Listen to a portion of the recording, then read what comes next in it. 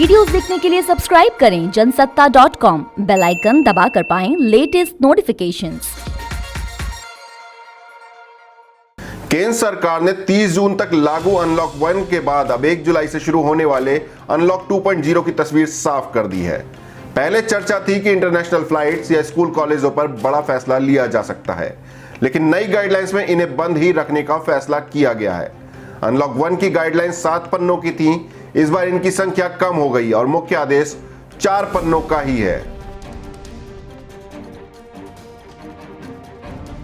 Unlock 2.0 की शुरुआत के साथ सबसे बड़ा सवाल यह है कि क्या यह पूरे देश में लागू होगा और क्या क्या एक्टिविटीज अब भी बंद रहेंगी। आपको बता दें कि पहले की तरह कंटेनमेंट जोन में लॉकडाउन पूरी तरह लागू रहेगा। इसकी अवधि अब 31 जुलाई तक बढ़ा दी गई है। पहले की ही तरह स्कूल, कॉलेज, एजुकेशन और कोचिंग इंस्टीट्यूट पूरी तरह बंद रहेंगे। 31 जुलाई तक इंटरनेशनल एयर ट्रेवल और मेट्रो पर रोक रहेगी। सिनेमा हॉल, जिम और स्विमिंग पूल बंद रहेंगे। एंटरटेनमेंट पार्क, थिएटर, बार, ऑडिटोरियम और असेंबली हॉल 31 जुलाई तक नहीं खोले जा सकेंगे। इनके अलावा social, political, sports, entertainment, academic, cultural और धार्मिक जमावड़ों पर पूरी तरह पाबंदी रहेगी। अब हम जानते हैं कि नई गाइडलाइंस में क्या क्या अनलॉक किया गया। अब केंद्र और राज्य सरकारों के ट्रेनिंग इंस्टीट्यूट 15 जुलाई से खुल जाएंगे। यहां जाने के लिए स्टैंडर्ड ऑपरेटिंग प्रोसीजर यानी एसओपी का सख्ती से पालन करना होगा।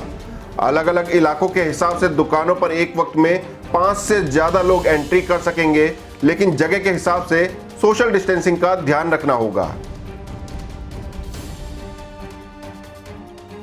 आपको बता दें कि अनलॉक 1.0 में रात 9 बजे से सुबह 5 बजे तक बाहर निकलने पर पाबंदी थी।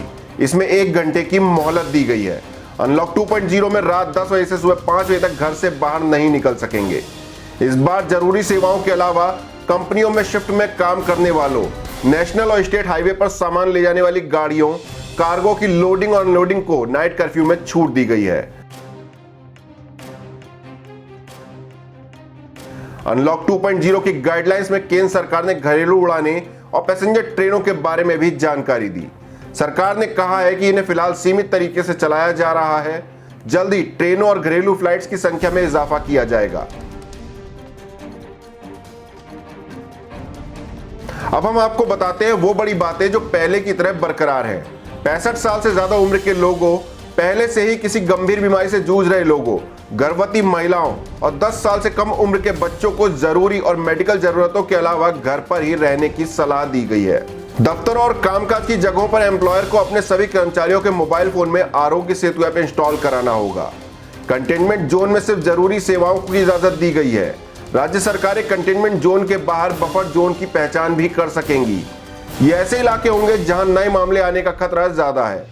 बफर जोन के अंदर भी प्रतिबंधों को जारी रखा जा सकता है।